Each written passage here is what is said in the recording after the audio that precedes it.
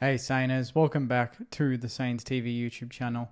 Welcome to a Friday trade talk. And this is in regards to some news from John Ralph this morning. Something that we've kind of talked about, I guess, over the last 6 months is Leek Aleer and St Kilda's pursuit of Leek Aleer. It goes all the way back to this time last year, very similar to the Bergman one, but hopefully this time we're going to get our man. John Ralph has come out and written an article today in regards to St Kilda's position. We have tabled a 4-year, $3 million contract to the 23-year-old, 194 centimetre defender. And he has named us as the front runners to get the services of Leek Aleer, who I believe has played the last 5 games at AFL level, but for the most part has found himself playing in the seconds because he can't get into such a stacked GWS backline. And he's looking for possibly a move, possibly to play consistent first football and at St Kilda with the likes of Tauru, Wilkie, Caminiti, and I suppose the mystery on Zane Cordy and Dougal Howard's futures. You'd have to think that he would be a really strong acquisition to the football club. I'd love to get him. I think he suits our demographic really well. Some people are a bit iffy about the price. I think I love when people talk about it. They're like, why would we splurge $3 million on a bloke? It's like, it's $750 a year. So just break that down that way. We're not handing over a check for $3 million. It is $750. And I think it's a fair price. When you look at it, you're kind of paying for potential as well as just getting him through the door. There's no other way to really entice someone like him to come across. I think that's probably going to be shown as unders when football sort of develops. I think at this point in time, when you look at the AFL market, it is just inflating through the roof. So mid-tier players like him at the moment, who could become that top-tier player. Let's not forget that he is 23 and he hasn't had the run to really develop at the Giants like he would like.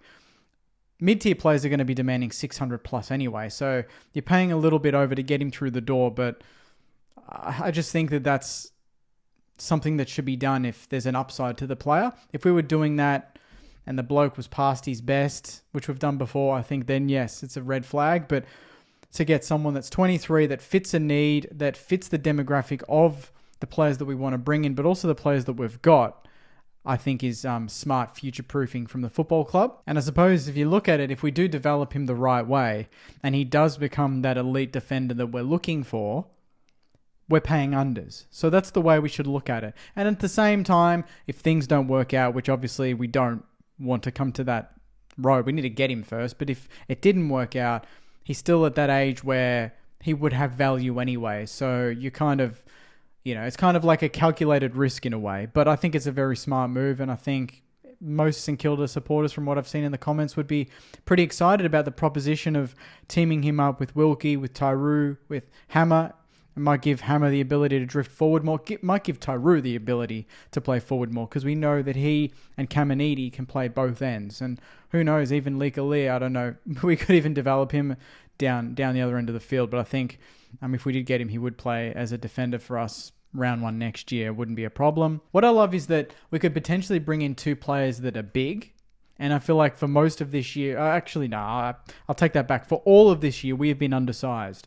So if there's every chance that we get a fit Max King, which is a long shot, I know, you get a Leek Aleer and you get a Tom De Koning, that is 3 players of 6'4" and above immediately into the starting lineup.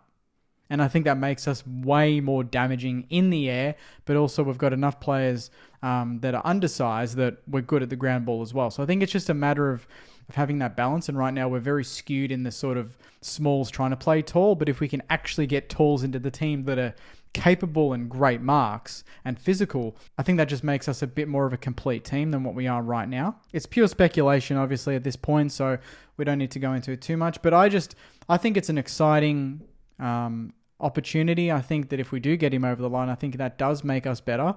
I don't think it costs that much, considering we've spent maybe 85 to 90% of our cap right now. And if you span that over the next 3 to 4 years, and the average salary of what an AFL player will be earning in, say, 3 or 4 years' time before Tassie kicks in, I think most players, you'd find a lot of players that are worse than Leek Aleer getting paid around the same money or maybe more. So I think that's just the way football is going. And if you've got the money and it needs to be spent, you might as well spend it on ready-made, in the demographic of your list, and in a position that is needed. Tick, tick, tick. No problems there. So we'll see where that one goes. Obviously, the Bergman one didn't work out, but I think, he's getting midfield time at Port, which is what he wanted. He's a starting player. It's a completely different situation. This one is Leek Aleer wants more opportunity. We can give it to him. We can give him a bigger contract.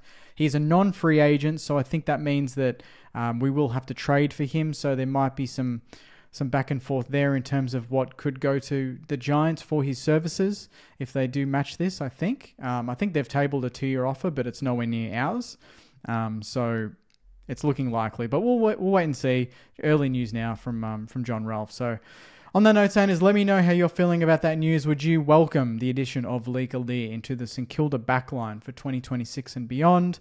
I absolutely would. But we're going to make sure that we get Naz and a couple of current day players signed, and then we can hopefully nail a few of these free agents and non-free agents in the trade period to strengthen for a tilt for 2026 and beyond. So thank you very much for watching. Please like, comment, and subscribe, and I'll see you after the game tomorrow night against the Hawks. Take care, and as always, go you mighty Sainers. See you guys.